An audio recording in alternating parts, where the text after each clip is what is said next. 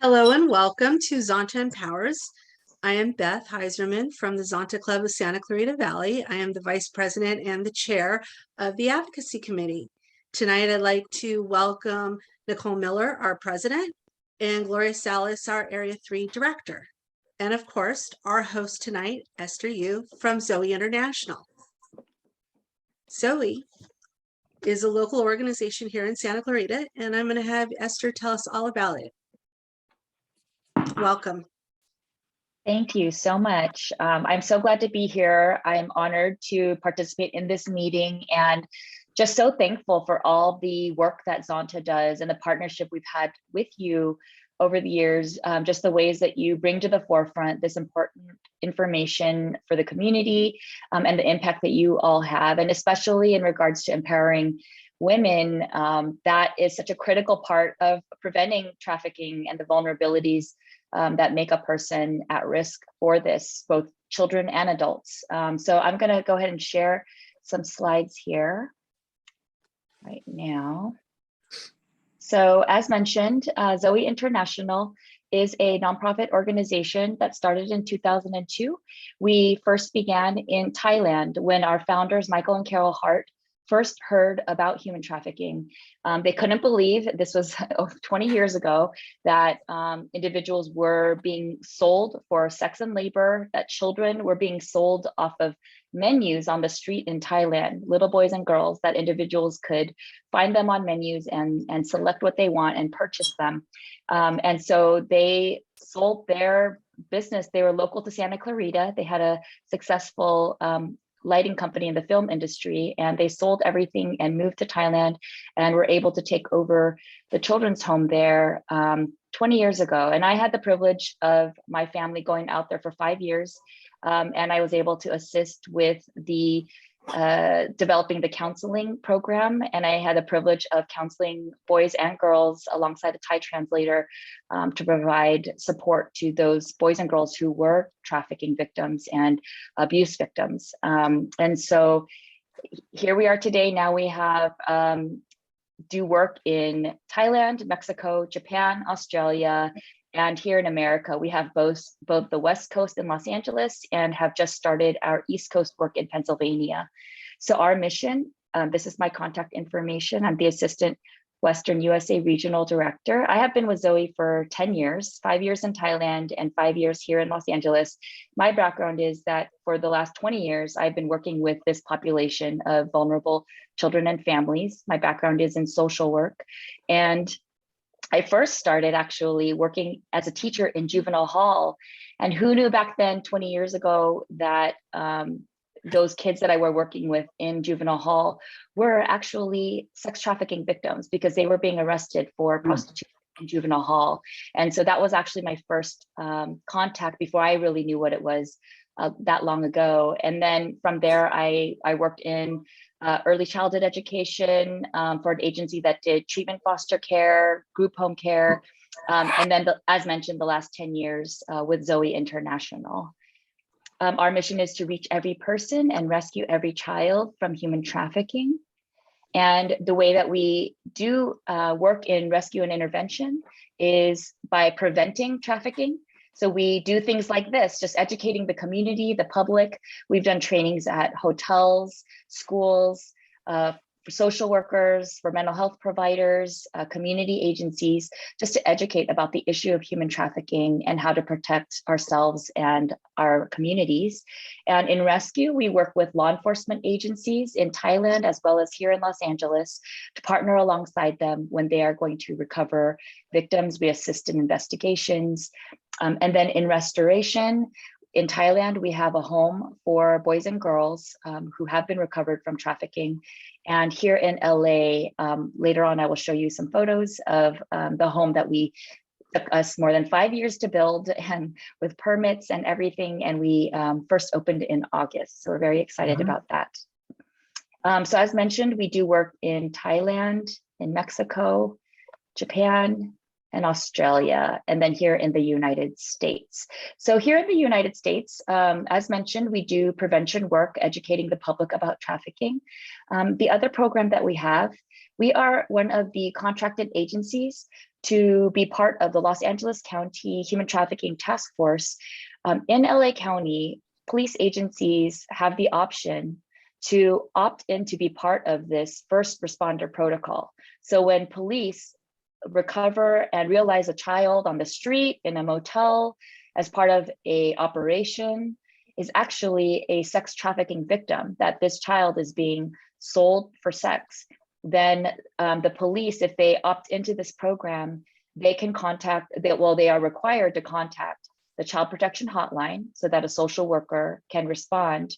But as part of this first responder protocol, we are one of 2 agencies here in LA County that is contracted with Department of Children and Family Services to respond within 90 minutes. We're on call 24/7 to respond alongside the social worker and the law enforcement agency to provide victim advocacy services. So we'll arrive on site, usually the police station, provide a backpack of needs for this child, food, clothing. A lot of times the kids are barely wearing anything, and then water, and just provide support as they have to sit there oftentimes for hours as the police are investigating their case. And so we responded this particular 24/7 response in the North LA County region. We are on call with the Santa Clarita Sheriff's Department, Palmdale, and Lancaster, as well as going further east along the 210 freeway. In addition to that, when these kids actually, after recovery, not only at recovery, but afterwards, were able to provide ongoing victim advocacy, case management, support for another year and a half, as long as they need to help them come into safety. So not only when law enforcement recovers these kids like this, but the majority of our kids actually come when a social worker or probation officer believes that the child that they're working with might be a sex trafficking victim. They will request the child welfare or probation departments to assign a specialized human trafficking advocate to this child. And so that's the majority of how children are referred to our advocacy program. And in any given year, we might serve up to 120 different children, boys, girls, identifying as transgender, all the children here in LA County. And for that program, we go as far south as Long Beach, as far east as Pomona, as far north as Lancaster. So where our advocates are driving all over LA County to meet with our kids, build relationship with them. A lot of times the kids don't want to engage with anyone. Many times our kids are in the midst of being controlled, influenced, pressured by a trafficker, and they've been threatened already. So they don't want to share any details with us, but our team is trained and skilled at really just trying to be a safe person to these kids, just to meet them where they're at. Sometimes it might just be, do you need food? Maybe the kids have been missing for months, and we might try to contact them on social media and just say, are you willing to meet with me just for a meal? And sometimes the kids are willing to do that. And so we'll start where they're at and slowly try to build trust with them and help them come into safety. We on our team have advocates who are case managers. We also have survivor advocates who have come out of trafficking and commercial sexual exploitation. And then we also have a parent advocate whose child was trafficked. And so together our team works not only with the child, but even their parents or their caregivers that they may be living with. And so in that course of that year and a half, we're actively engaging with the family, teaching them about trafficking, teaching them about the trauma that they've experienced and how that impacts them, connecting them to safe resources. What we've seen a lot of times is that our families have very little support and help.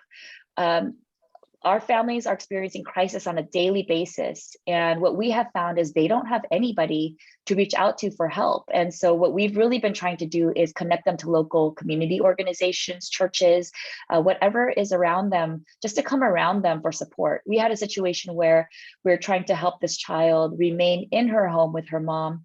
And when this mother ended up having to go into a psychiatric hospital, she didn't have anybody just to come and bring her clothing and toiletries. And so we were able to connect her to a local church partner who was able to come and bring her a fresh set of clothes and toiletries. And these are the very things that put our children and the families at risk. We also do a 10-week course for parents whose kids have been trafficked as part of this program. And these parents have never shared the details of what they're experiencing on a day-to-day basis. And it really is the first time they've been able to see other parents like them who are experiencing the same things. And it's really becomes a support group for them. And we're able to teach the parents strategies in how to engage with their kids safely and just to provide some help around them. And the parents have often said that, now they feel like they have some tools to be able to support their kids. So as mentioned, this advocacy program, we work on goals related to safety, permanency, because we're trying to help these kids come out of the short-term shelters, emergency shelters, group homes, so that they can move into foster homes or reunite with their families or get adopted, or if they're closer to 18, preparing them for independent living. We help them with goals towards well-being and self-sufficiency. Many times it's the vulnerabilities that they have, whether it's just a need for food, clothing, a safe place to live. A lot of times the places that they're living, it doesn't feel safe. They've experienced abuse in the homes that they're living in. And so they're escaping from that and running to something else. And unfortunately, instead of encountering people who will help them in their midst of the greatest time of need, they unfortunately end up encountering a trafficker who is actively looking for and targeting vulnerable children and adults like this. And they will come and meet the needs of these children, literally picking them off the street, trying to engage them from school, internet, wherever the kids are. They try to engage them there, offer them a romantic relationship, buying them things, tricking them and false promises that they can provide them with a life of money and luxury. And that's the hook. That's what can get some of these kids who really don't have a lot in their own lives. And that's that will hook them in. And it's the grooming process, much like abuse, where the traffickers will slowly groom them by meeting those needs, wearing down the boundaries, if they even have boundaries, until this child ends up in a situation where they're totally dependent on this person and they actually believe this person is their boyfriend or a person who cares about them. We're not just talking about men, but we're also talking about women who might come in like an older sister to these young girls. And then it might be kids who are living in foster care, and it might be another girl who is already connected to a trafficker, who might tell this girl like, oh, I hate this place, let's get out of here. And that young girl may say, where do we go? I don't even know a place to go to. And she'll say, I have somebody who'll take care of us. And they'll run away together, and they'll stay with a quote friend. And after being, met with food and getting their hair and nails done, at some point, maybe this individual may say, now you owe me. This is how you're going to repay me. You need to go out on the streets or meet this person for a date. Sometimes it might be a boyfriend who is pressuring this girl, saying, look, we need money, just do it one time. Well, once you do this a couple of times, then we'll be able to be on our own and have our own place. A lot of different tactics that are used. One of the things I've seen very commonly are kids who think that they've met a friend or a boyfriend via the internet. They get picked up right at their house, because in the beginning, the kids have no idea what they're entering into. And these individuals will pick them up. They know where they live now right away. And once this kid feels like, I don't want to be involved in this anymore, I want out, it's too late, because this trafficker now knows where they live. They know their family. And so we've seen kids being threatened, their families being threatened. They'll threaten to hurt their families. They'll threaten to terrorize their families. We've had kids who have safely come out of exploitation, and the traffickers and their associates will come and attack them at their home and attack their siblings. And we've had this child who's been on their healing journey say, maybe I just need to go back because I don't want my family to be hurting like this. And so a lot of these families do not have the resources and supports to simply pick up and move to another location, and that's really the only option that is being given to these families, is just to move to another place.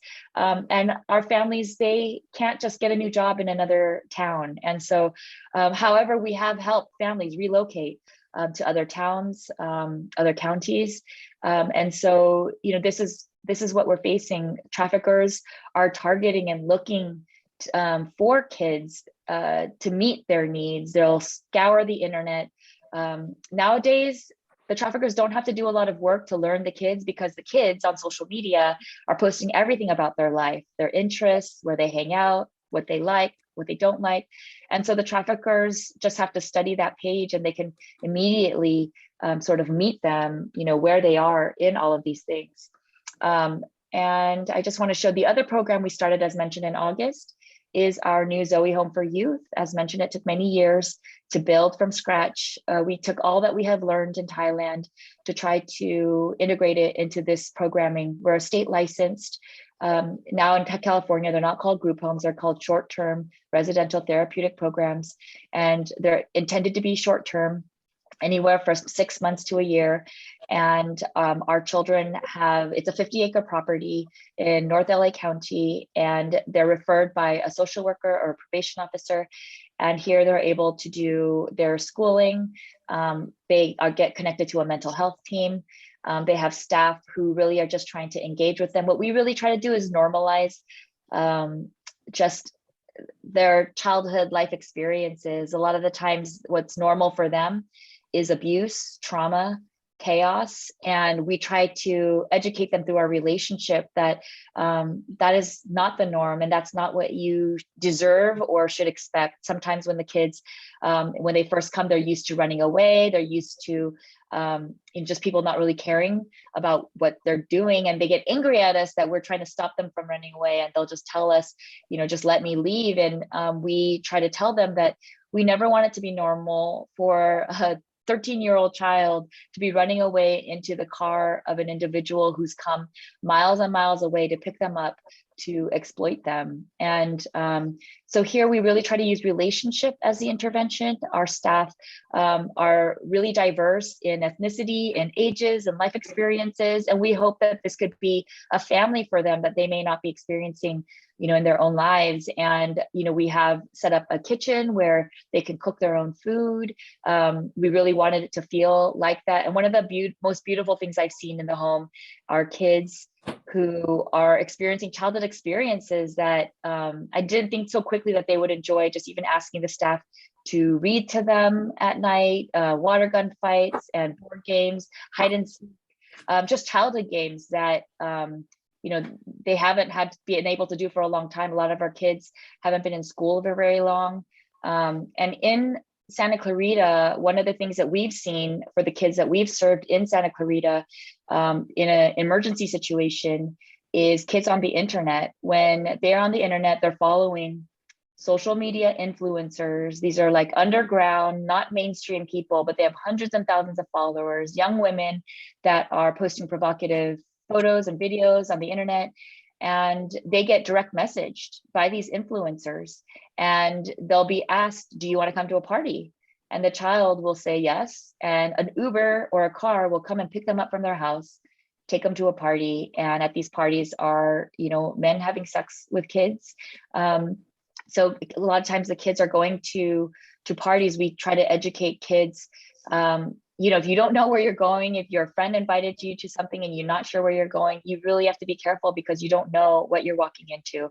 During COVID, we saw the numbers spike up. You would think that things would die down with isolation and COVID, but in some of the streets in South LA known for trafficking, I went myself when COVID first hit to see for myself, and saw so many dozens of women and girls on the main street, and droves of cars weaving in and out of the streets to talk with these girls and women to purchase them for sex. And so that is happening any night in LA County. You can go and see just right there on the main road. And the difficult part of that is, if law enforcement, they can do citations and things like that, but it'll just move to another street, or they're right back out there again.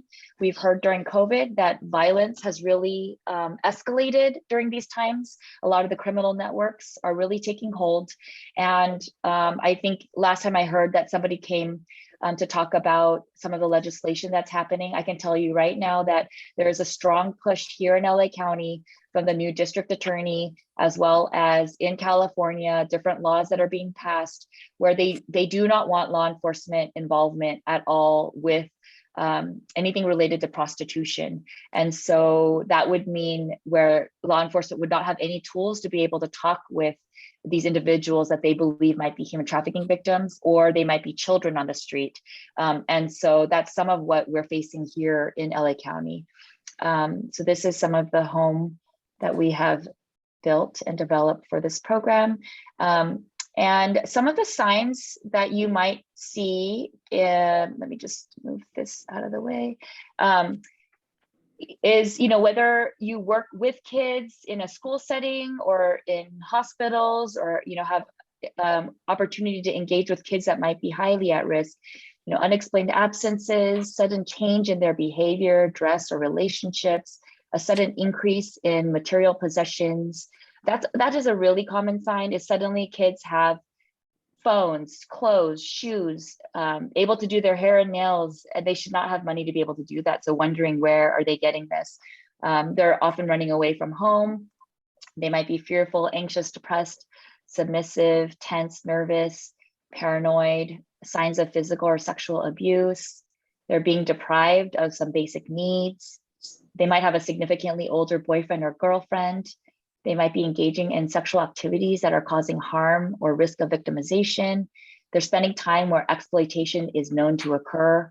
They might have some gang affiliation, and they can't freely contact friends, family, and their guardians. They might have repeated testing or treatment for pregnancies or STIs.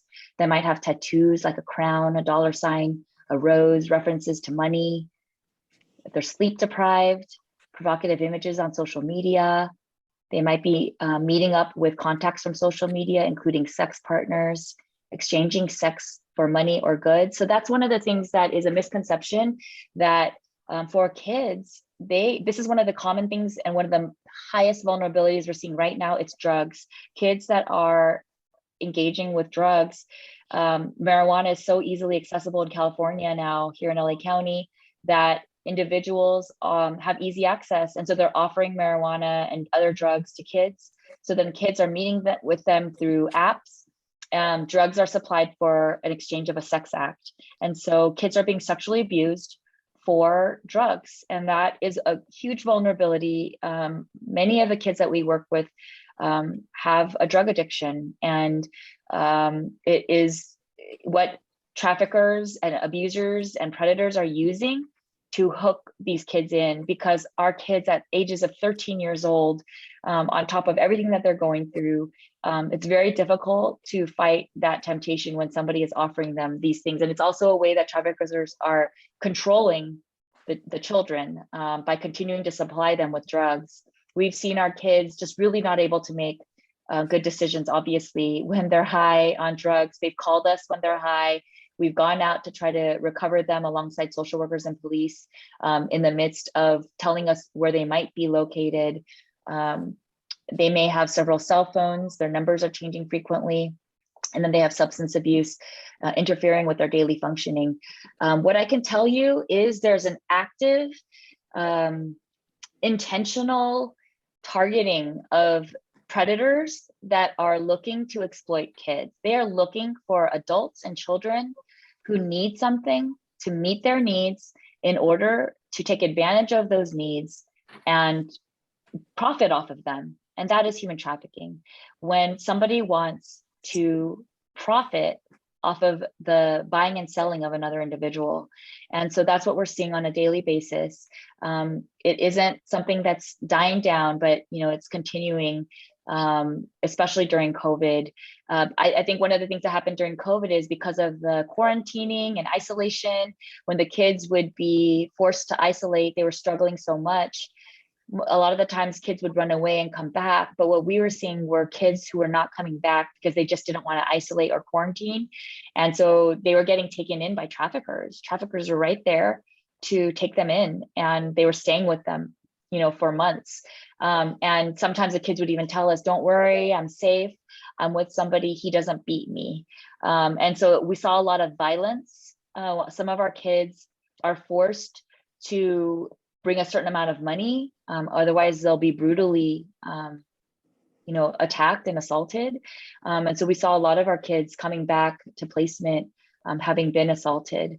And so I think just it's beautiful what Zonta's doing in empowering, women and the community, because it is these vulnerabilities that make individuals at risk for somebody to come in and try to meet those needs. And so being able to empower individuals on their own to work to meet their own needs and seek help on their own from safe people. And, other things, there's a lot of wherever the local agencies might be for individuals to be able to help and assist. I think contacting your local human trafficking organization and asking what their greatest need is always very helpful. We also have community agencies that come alongside us to partner with us for emergency needs, such as like a family that might just need a bed in order for their kid to come from the group home and back into their home, or emergency needs they may have to get their driver's license, or maybe extracurricular activities that would help them come into safety and not be dependent on other people, and start engaging in safe activities. So they may need funding for things like that, or volunteers that may want to mentor and just be another safe person in their lives. And so those are just some of the things that individuals can do. I think the most important and most easily accessible thing is really talking to the young people in your own life, being able to have conversations with your own networks and communities and places of influence to be able to share with them about human trafficking, as well as how traffickers are targeting the kids, especially kids, being able to monitor what they're doing on social media and the internet, because that is the place that they are being contacted readily by individuals. If you set up an account and pretend to be a child and just start posting things on there that kids are interested in, it really won't take a lot of time before somebody direct messages you and asks, hey, do you want to make some money? And how difficult it would be for a young child who is in great need, who may not really understand that these people don't have good intentions, to say like, yeah, tell me more about it. And so it's not something that children are just suddenly walking into and happenstancing into this. We have individuals that are targeting, they are predators that are out to get these children. And so that's what we're facing in Santa Clarita. What I would say is that in South LA, we may see some of the streets that are known as the track where women and kids are being sold. But in Santa Clarita and some of the other communities, even though, yes, there are streets and motels known for this to occur, it is happening at massage parlors and motels on the street. But what I think is more hidden, that's harder to identify, are on the internet, that kids are being recruited on the internet. They are going to parties at people's homes, at Airbnbs. It's happening not on the street. So that's more difficult for law enforcement to investigate. So the numbers may not be so high in some of the more suburban communities, but it is happening. And kids themselves don't realize they're involved in trafficking. They're involved in commercial sexual exploitation. They don't know that when they exchange a sex act for something of value like drugs or money or a cell phone, that is considered commercial sexual exploitation. And kids are being taught from a young age that their bodies and their lives are commodities, that they're products to be sold, that you should be trying to make money off of yourself. And so that is what is the grooming that is being done to our kids. So I will pause right here and just open it up to any questions that you may have about anything that I've shared.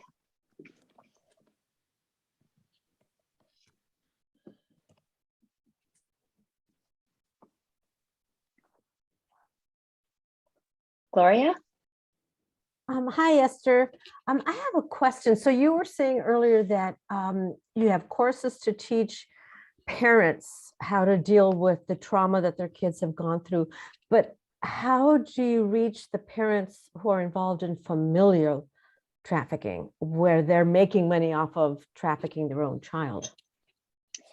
Yeah, it is possible. I mean, those that are referred to our classes, if that has been proven, they're likely being investigated and may even be in jail, but, and we do, I have to say, we had a young, beautiful girl who this is where we see it the most, is a mother that's barely making ends meet, and she's allowing her child to be abused, whether it's to be able to stay in the home that they're living in, or in this situation, the boyfriend would leave money on the table and was abusing the two daughters. And this daughter had great love for her mother, but her mother struggled with drug addiction, and they were struggling with finances.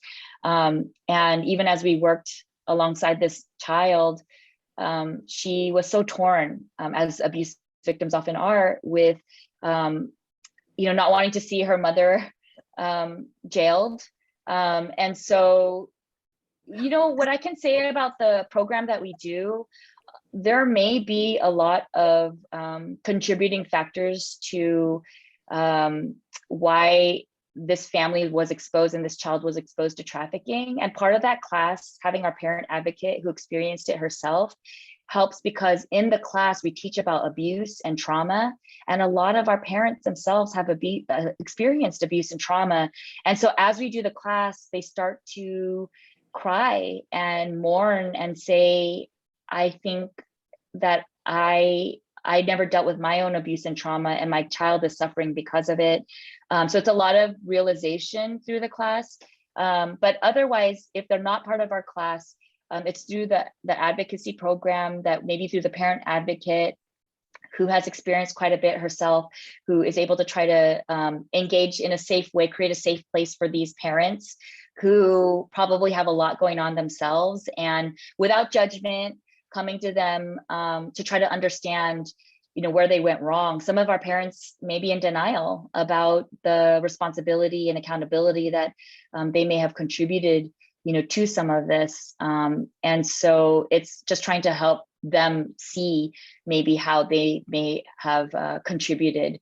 But for those individuals that have clearly, they know that they were actively involved in exploiting their kids, they're obviously facing hopefully criminal charges, and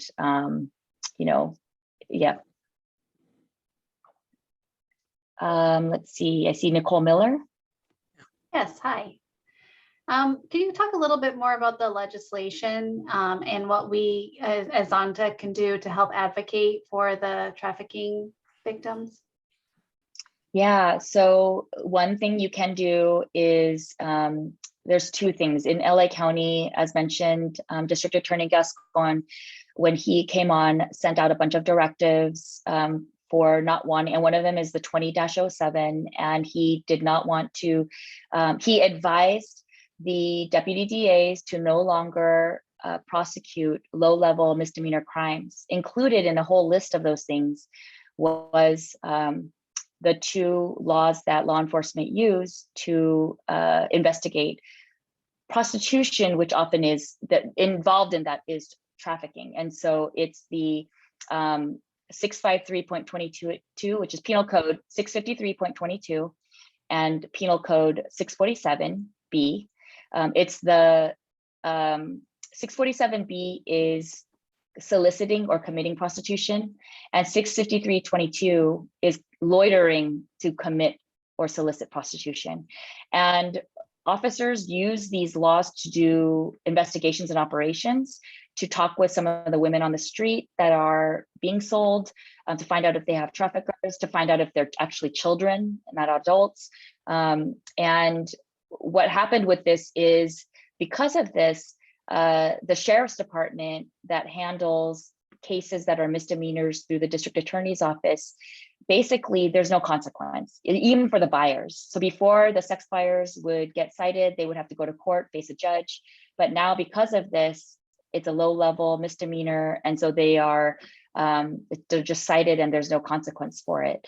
I'm sure you've kind of heard in general in LA County kind of what's happening with a lot of the crimes and things. It's kind of alongside that. And the intention was really, the focus was to not criminalize the women that were being sold, the individuals that were being sold. And we by no means want victims or those who are being exploited criminalized, but what's married in that law are also, it was used to arrest buyers, sex buyers, and even individuals that may even be supervised, quote, supervising prostitution. That's what it's called in the law.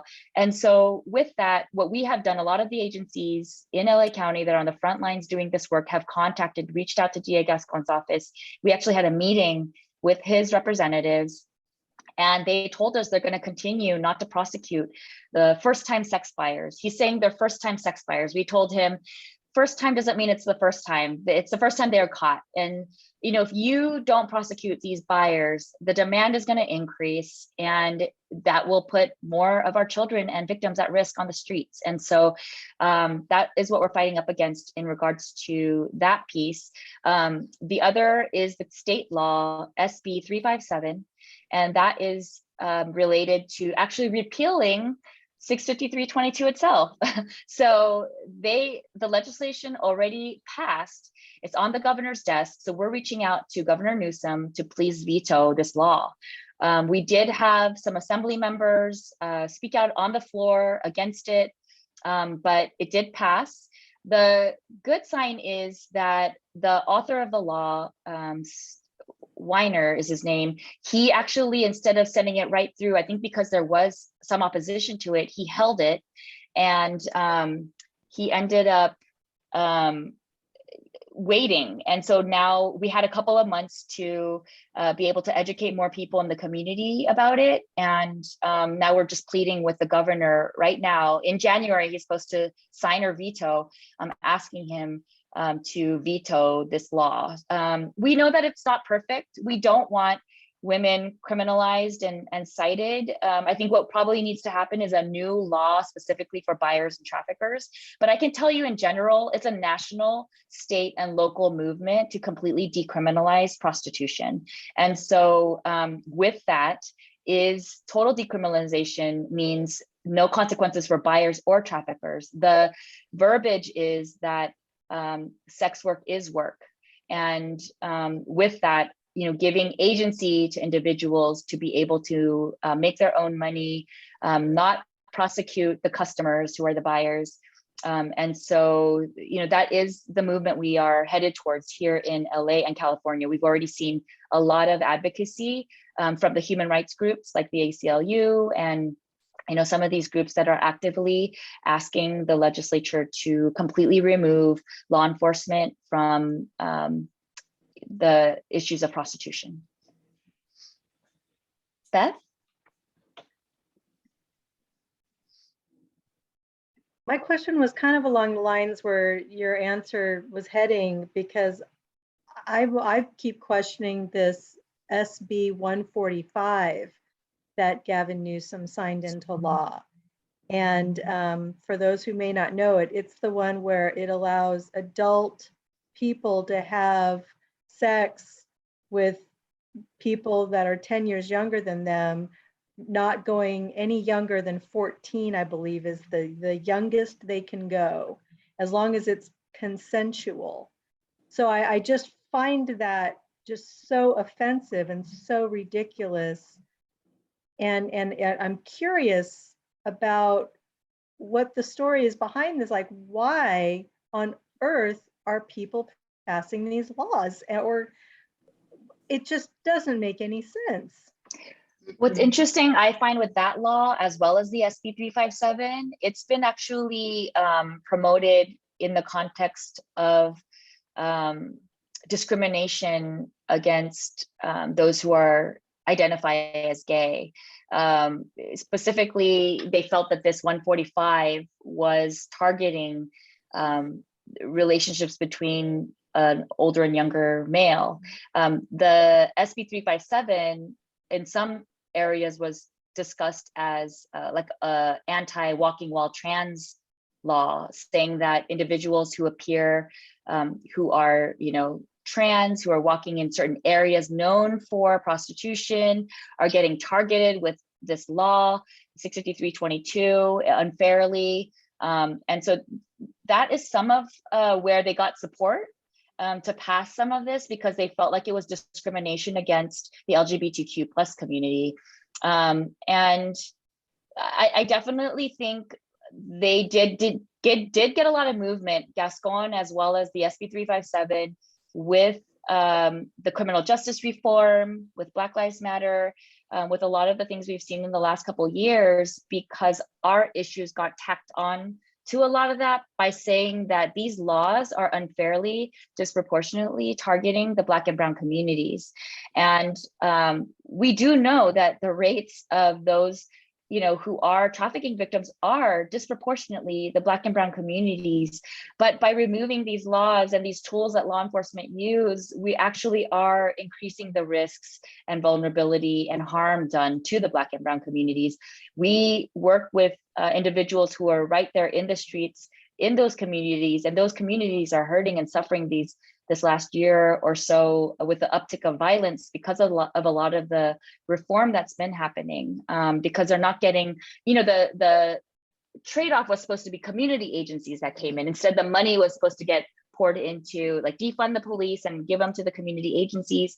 But what we're seeing is that, these community agencies are not, with the work that we do, it's very dangerous. Any average community agency cannot just go out on the streets and start engaging with these women who are being watched by a trafficker nearby. You really do need the support of law enforcement. When our kids contact us out of nowhere saying, I'm here at this motel or at this corner, can you come and get me? We work with social workers and law enforcement. It's very dangerous for us to go out, on our own. And so we really need to work in collaboration. I think LA County does a great job collaborating with law enforcement in regards to human trafficking. I understand that some of the other counties in California may not have those kinds of collaborative task forces set up just yet. So they may be seeing much more of what some of, what's been communicated out there in regards to these laws. Again, by no means are these laws perfect, but I don't think we're ready for these laws to be removed. We saw even with our kids, in 2017, where kids were no longer arrested for prostitution, which we wanted. We did not want our kids going to juvenile hall when they're actually victims of exploitation, and no child is a prostitute. However, we were not ready, when that happened.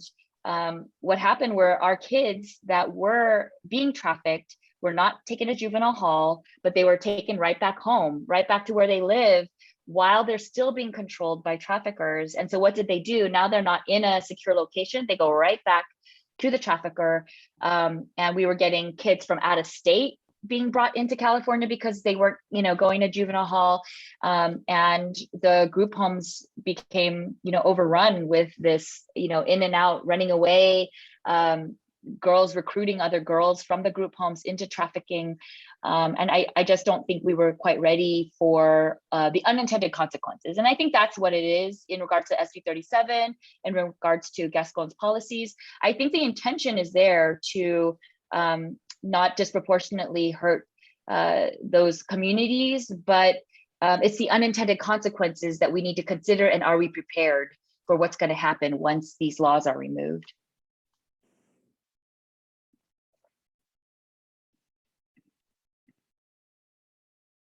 Gloria?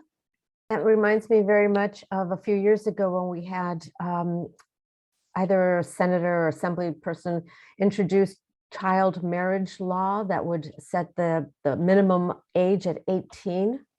But because of all the pushback from some of the organizations that said children have the right to choose what they want to do with their lives, a lot of the support for that original bill was, they just kind of left, and we ended up with the bill that is you can get married at 17 or 16 if you have permission from an adult, a parent or a judge.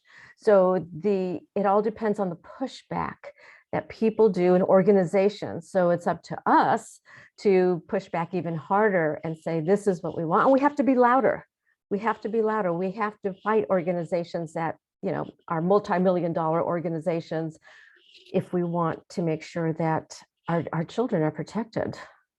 Yeah, and that is what we're facing even with the group homes, because it's the Foster Care Bill of Rights. And we, of course, want children to have their right and their voice and their say. But what we know about trafficking is that our kids are, if we're saying that kids can't give consent to having sex with an adult, that's considered statutory rape. Just because you add money into the mix doesn't mean that they're consenting to being exploited and sexually abused for money.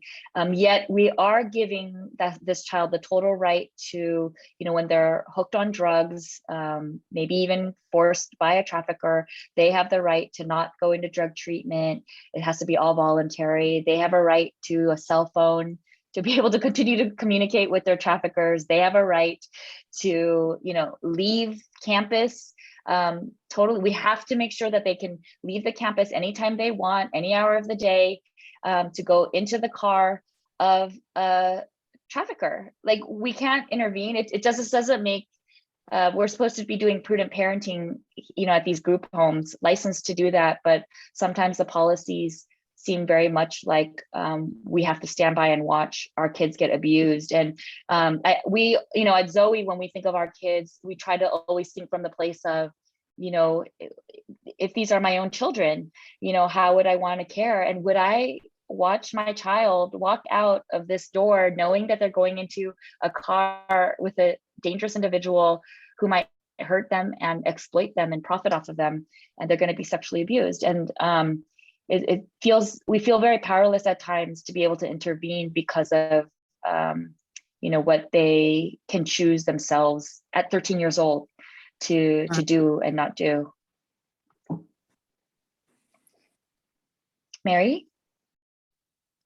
Hi, Esther. Thank you for being here. I attended a Zoe training a few years ago here in Santa Clarita, and it was mind-boggling.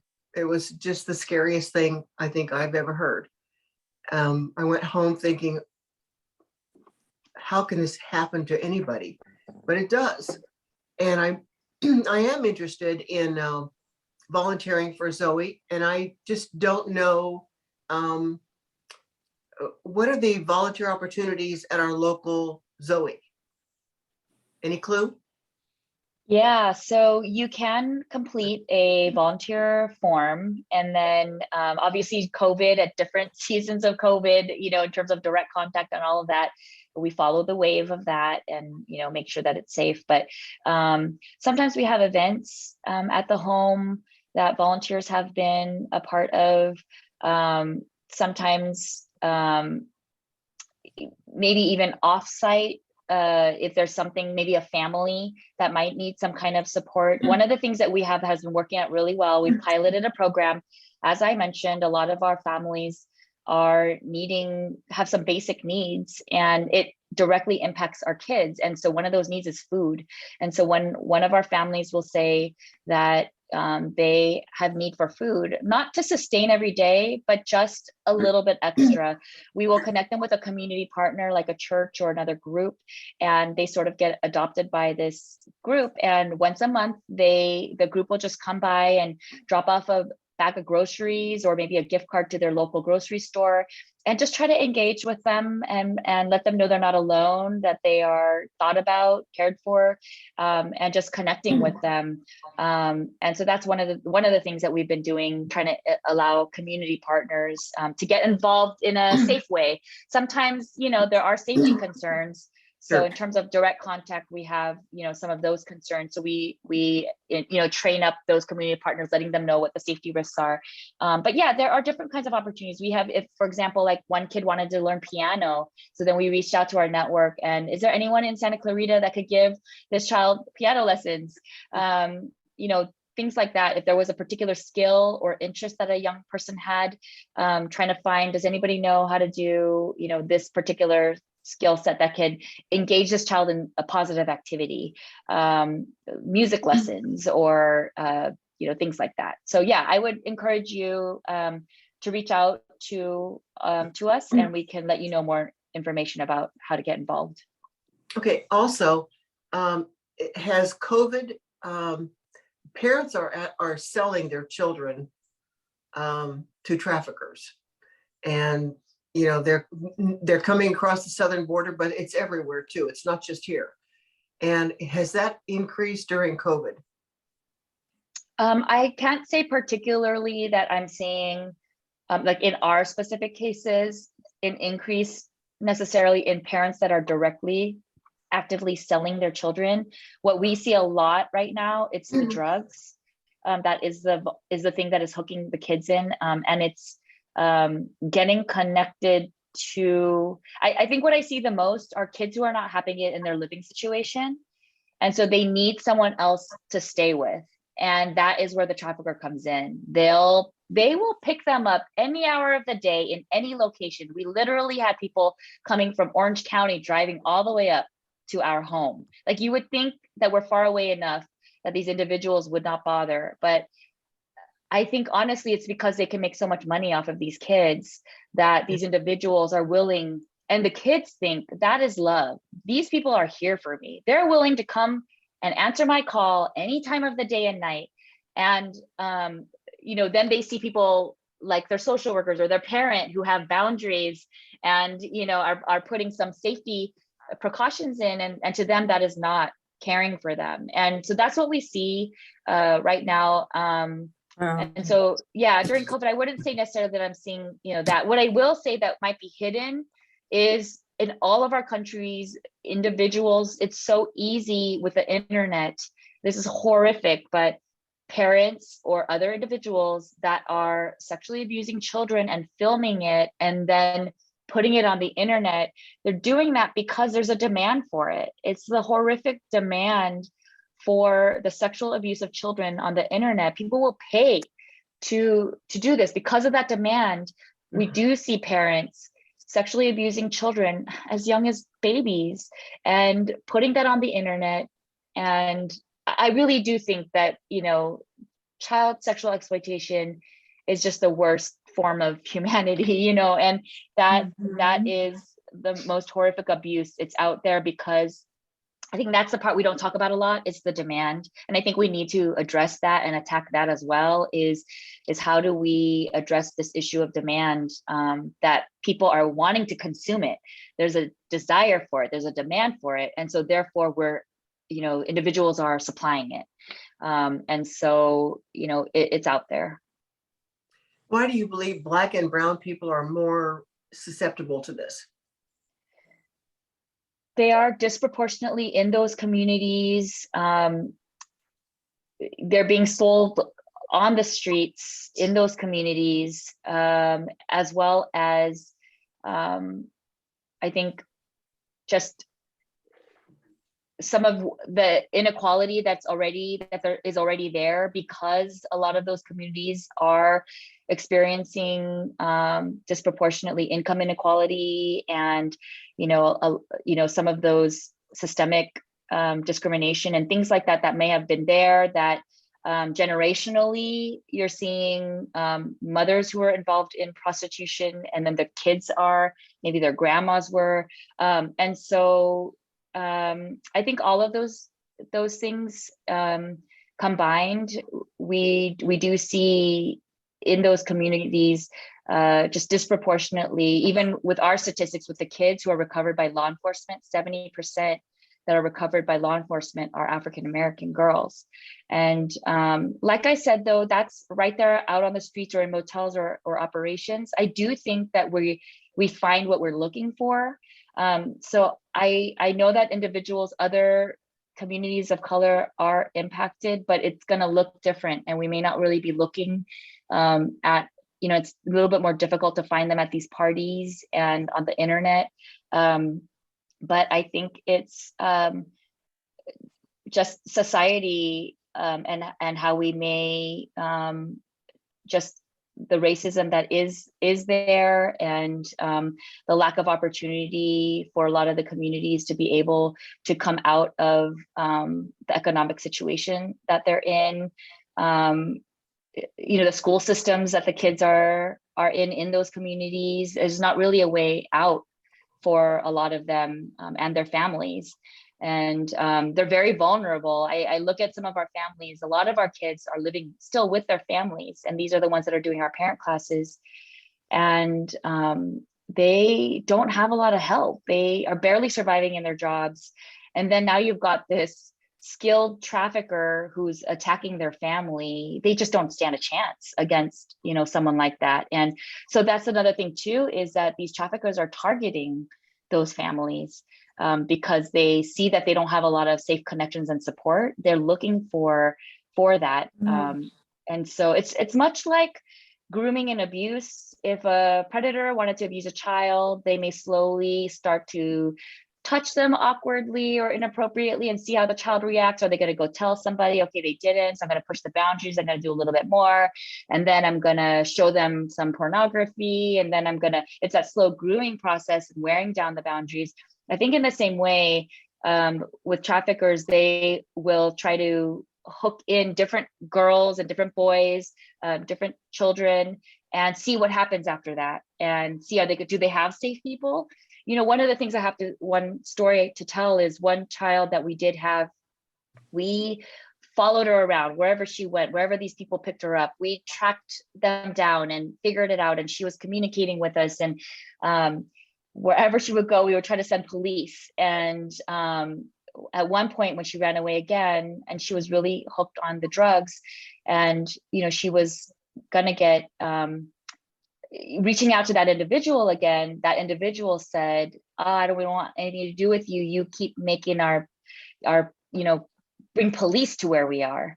And so it just goes to show you that, the more safe people that these kids have in their life, to show the traffickers, you can't touch this child. They have people who care about them. Then it will cause that trafficker to try to go find another target. Unfortunately, it's much like what we do in our own cars, right? Back in the day where you put the thing on the wheel to show, don't go to another car. I think in the same way with our kids and our families, if we can show that these kids and families have people that care about them, so don't try to mess with this family or this child, it can prevent some of that targeting that they may be doing. So for sure, the traffickers are targeting the most vulnerable communities and families. Well, Esther, thank you so much. It was amazing having you here tonight. We appreciate your time and your knowledge. Thank you so much for having me. Thank you very much for joining us. We really appreciate it. Does anyone have any other questions? If not, I think we are done. Thank you so much for coming. Thank you, Esther. Have a good night. Bye-bye. Thank Bye. you.